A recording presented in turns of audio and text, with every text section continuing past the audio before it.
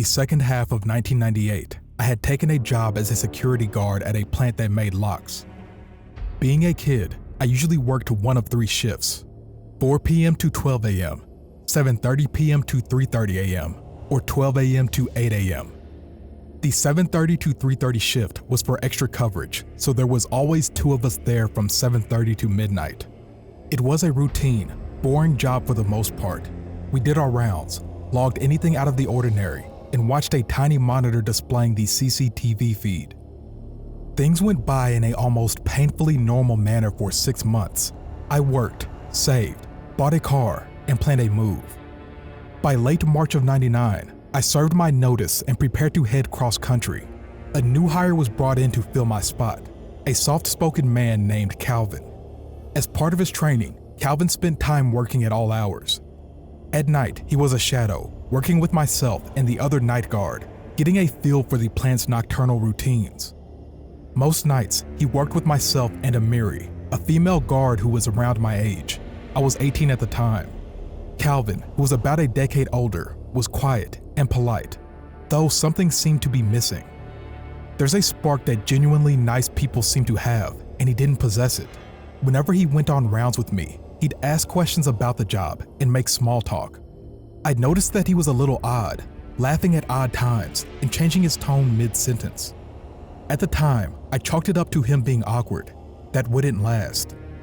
One night, near the end of his first week, he went on rounds with Amiri. When they returned to the office, I knew something was wrong. Normally talkative, she would barely say a word. Not sure what had occurred, I waited until Calvin had gone to the restroom to ask. During their trip, everything had been normal until they reached the brass mill, a portion of the plant that shut down at 6 p.m. There were usually no employees there after that time, and no lights. They were making their way to a checkpoint on a landing, atop a flight of stairs, when the mood shifted. She told me that she turned around, only to find that he was right behind her. Startled, she backed against the grating at the end of the landing, and he leaned in towards her, his face nearly touching hers. He flirted in a low voice, and when she mentioned his wedding band, he said it would be over soon. From then on, I did the rounds, taking Calvin with me each time. The night ended without further incident, and I left a note for our supervisor detailing what had occurred. The next night came and went with no Calvin. I did the rounds while Amiri stayed in the locked office. Same thing the night after. Then, on my second to last shift, I came in to find her freaking out. She found out why Calvin hadn't been at work. He had been arrested for murdering his wife. She had been dismembered and burned, parts of her body placed in a pond less than a mile from where we worked. That night and the next, Amiri called the jail just to make sure they were still holding him. Based on the time frame, he had killed his wife months before he started the job.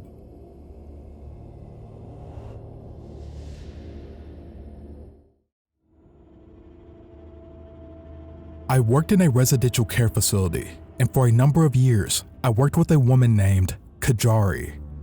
She was generally okay to work with, but she could be intense. The sort of joking flirtation that often finds its way into high-pressure environments was common throughout the whole team, but when she directed it at me, it didn't seem so jokey.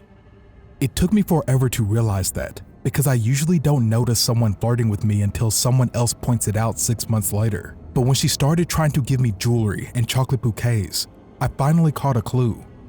In between things being normal and not really normal, there was a long escalation of text messages, comments that made me uncomfortable, personal space violations, dropping by my house uninvited, hanging around on my shift hours after hers had finished, unwanted touching, etc. As mentioned, I can be slow to catch on. Once I realized what was happening, I put as much distance between us as possible. I stopped answering calls and texts, locked down social media, spoke to other colleagues and had them run interference. A lot of interference, actually. At the time, it kind of became a joke, but looking back, it was all kinds of fucked up. She even parked outside my house sometimes, and I'd sit in the back room with the light off so she'd think I wasn't home. After a couple months of my disappearing woman act, she seemed to get the hint and backed right off. I was pleased. We all got on with our lives and lived happily ever after, right? No. A few months after it died down, I heard through the grapevine that Kajari seemed to have focused her attentions on another coworker, Linda. Linda and I had a close mutual friend, but didn't know each other well. I didn't think much of it beyond, "Good luck, you poor soul." A few months later again, I got a call out of the blue from a mutual friend Linda and I share. Without preamble, he asked, "Were you dating Kajari?" No. I was shocked. He had been aware to all the awkward details of all the experiences I had with Kajari, and he had helped run interference. He explained that he had been talking to Linda and she asked about my relationship with Kajari. The story that followed still sounds too fantastical to have actually happened in a sensible grown-up workplace. Kajari had been catfishing her own best friend, Amanda, posing as Linda. In a string of emails, Linda and Amanda had been discussing Kajari's drug problem, her abusive and dangerous ex, none other than yours truly, Linda coming out to her family after her brother caught her in bed with Kajari, and more. The jig was up when Linda got a second job, coincidentally with Amanda's husband, who had mentioned how great it was to finally meet Kajari's girlfriend, which puzzled poor, straight, single Linda. Here are some highlights of the stories Kajari had been telling to Linda, her friends, and other coworkers I wasn't close to. 1. That Linda and I had physically fought at work over Kajari. 2. That 2 male coworkers, Kajari and I, had an orgy in the staff office on a night shift. 3. That Kajari and I had broken up after I cheated on her with another male coworker, not one of the orgy ones. I was really getting around apparently. 4. That I would drug her against her will. 5. That we had planned to have children using a sperm donor, but that I had had a miscarriage. This woman had been living out a full-on soap opera and using her co-workers and friends as set pieces. Linda and I reported her to management and she was immediately suspended, pending investigation. She quit 2 days later. Unfortunately, HR decided they needed to continue their investigation of the allegation that I had an orgy at work, because that was totally plausible and not all made up by a crazy woman. I left that job a month later myself, and when I interviewed for my current job, she had interviewed in half an hour before me. They were looking to hire 2 people. She didn't get the job, but there have been 2 other openings since, and she applied for both of them. I'm terrified of meeting her again. It turned out she has a history of inpatient psych treatment for delusional behavior and was known to be obsessive about people she took a liking to. According to some of my friends, she has a new current girlfriend, Facey. Real? Not real? Me? Who knows? But she has a similar first name as me and shares more than a few physical similarities. The worst part of this all is that she still knows where I live.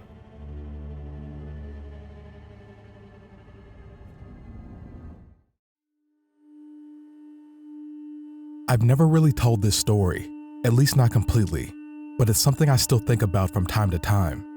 It kind of haunts me. I used to work as a manager of a fast food place in a rather seedy part of a medium-sized city.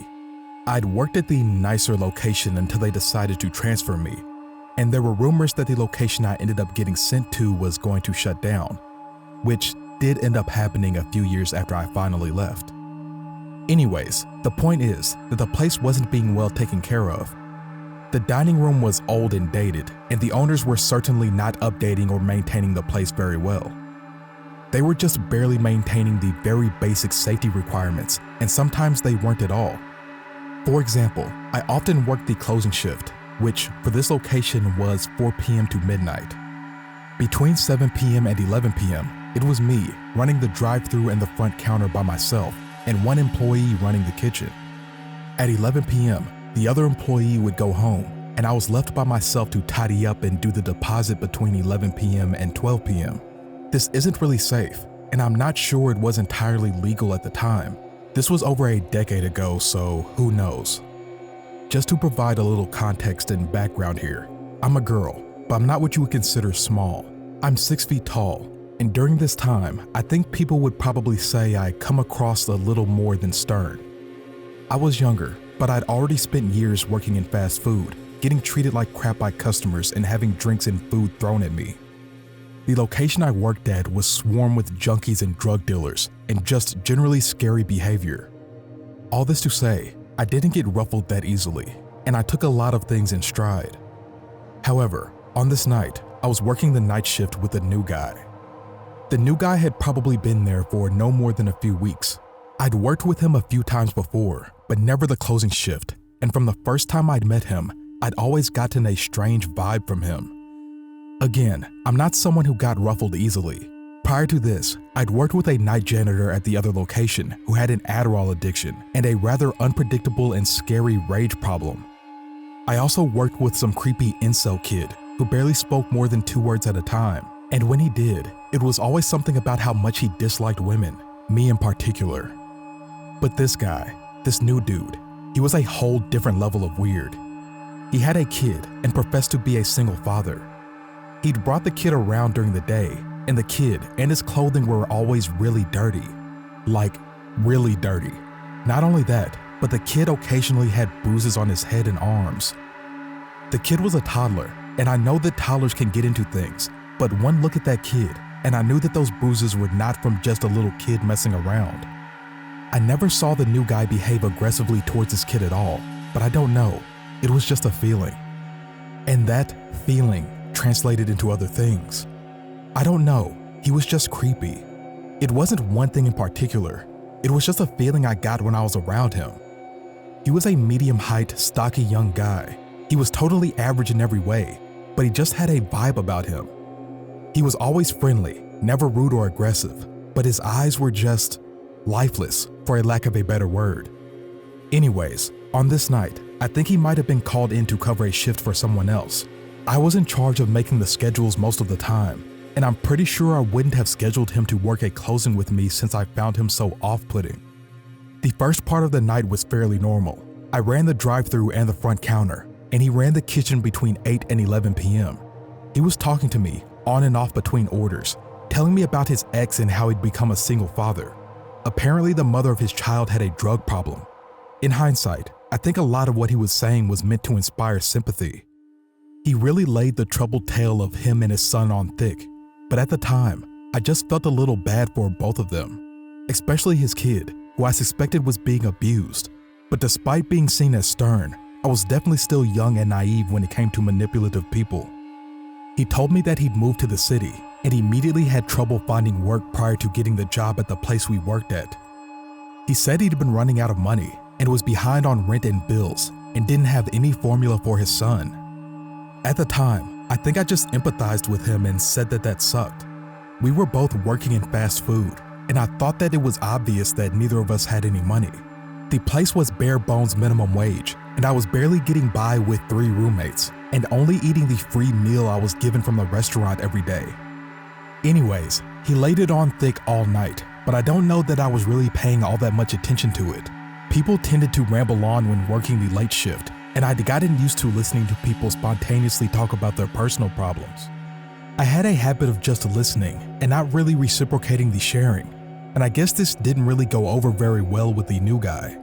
At some point, the new guy said something to the effect of, "You don't talk much, do you?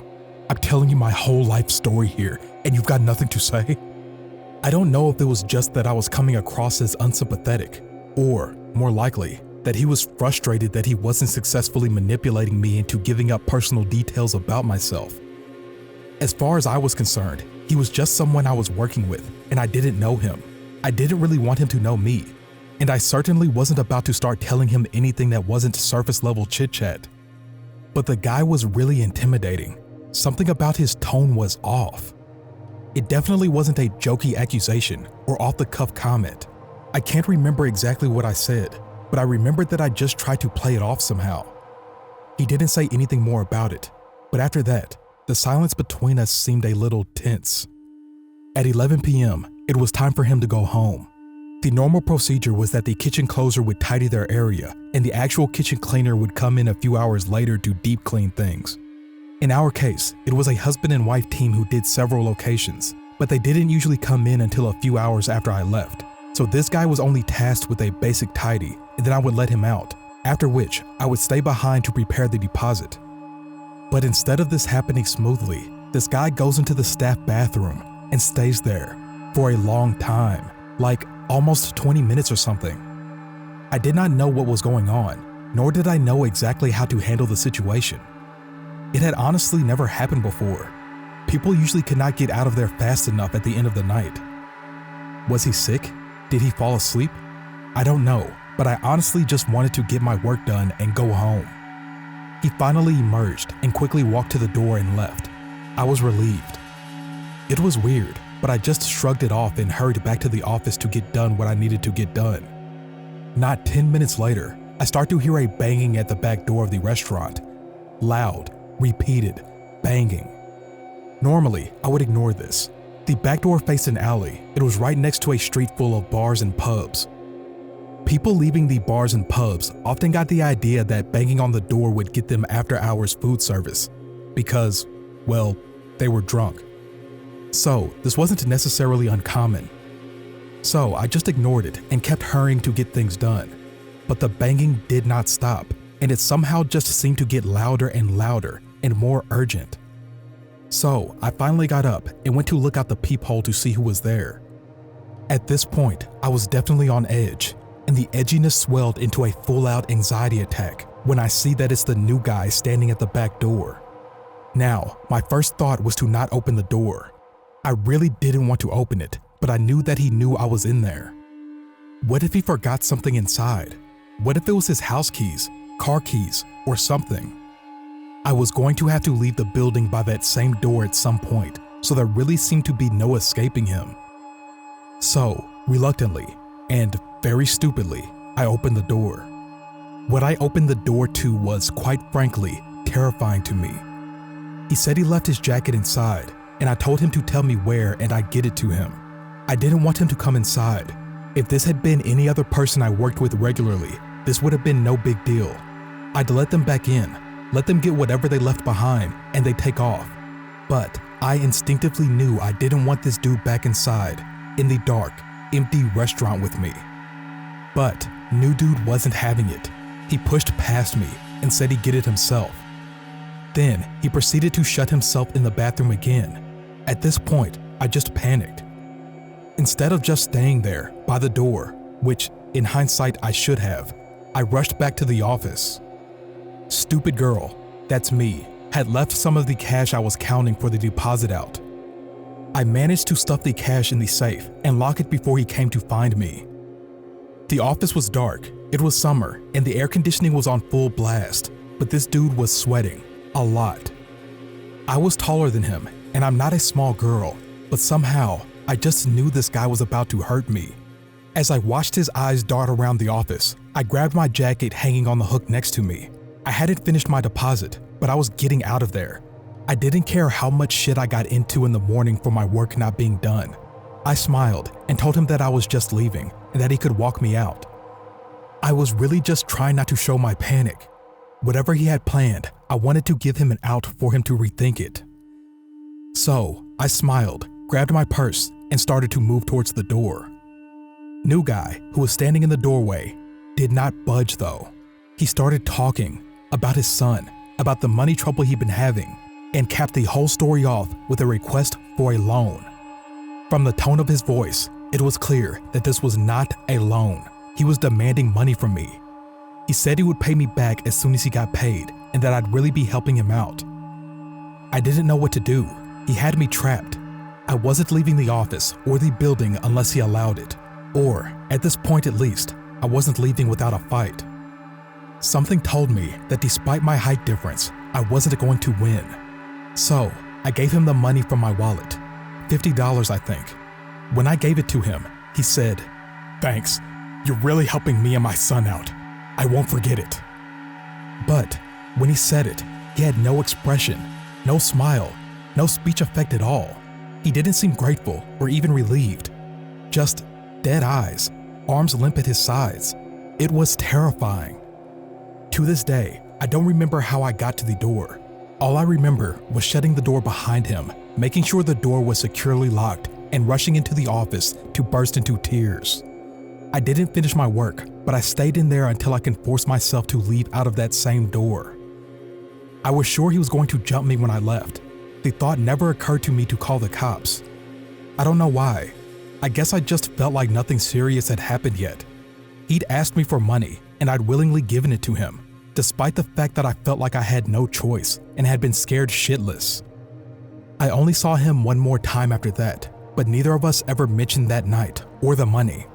I don't know why I didn't ask for it back. I think I was embarrassed, or scared, or both. I don't know. I don't think I ever told anyone in my life this story. Or at least, if I have, I definitely left out the part where I gave him money and never got it back.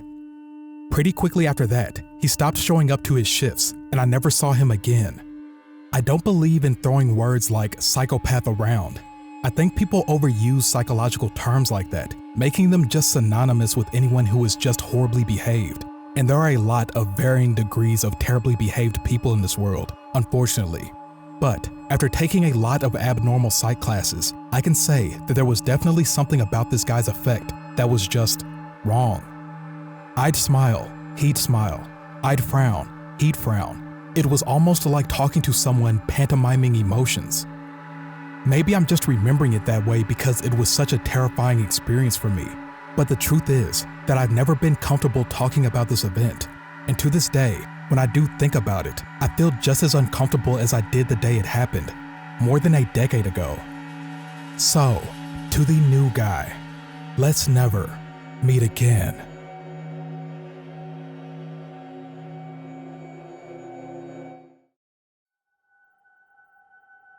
At the time, I just turned 17 and was still pretty naive. I live in England, so it is legal to work in a bar and serve alcohol supervised, but not to drink alcohol. I worked in a working men's club filled with middle-aged elderly people. Most were really nice. I sold bingo tickets twice a week for my dad's cousin, and I was pretty good at it. It's not typical to get tips here, but I earned more in tips than I did my actual wage. On a Saturday, my dad would come with me to have a drink with my elder sister while they played competitive darts in the main bar, overlooking my booth. This one particular night, there was a middle-aged average-looking guy, a little on the plump side, but generally unnoticeable. On the first round of selling tickets, he was at the fruit machine opposite the entire time, looking over at me occasionally.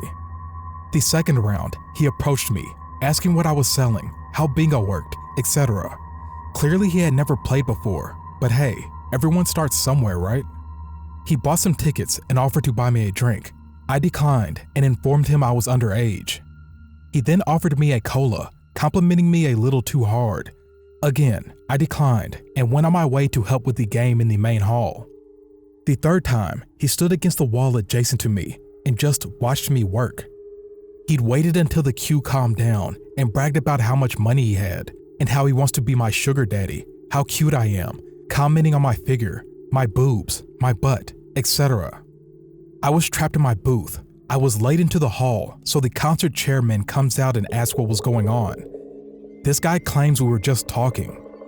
I apologized to the chairman, and he walked with me into the hall. He said he could see that I was freaked out, so I told him everything. He made the bar staff aware, who also made my boss aware also. Last round of tickets, he doesn't even wait for me to get back in my booth. He grabs my ass, telling me how he wants to be my sugar daddy once again. He tries to push me against the wall and is suddenly spun around, not just by my dad, but by my boss and numerous staff members and customers who saw and heard what went down. He started arguing his innocence until my dad not so politely introduced himself. He knew he was fucked. My dad punched him in the nose, blood running down his face. Everyone then picked him up like a plank of wood and threw him out of the closed door. I never saw him again after that. Everyone checked up on me to make sure I was okay. My sister covered the rest of my shift, and I was bought so much to drink I had a free bar tab for 2 months. So, to the creepy guy that wanted to be my sugar daddy, let's not meet again.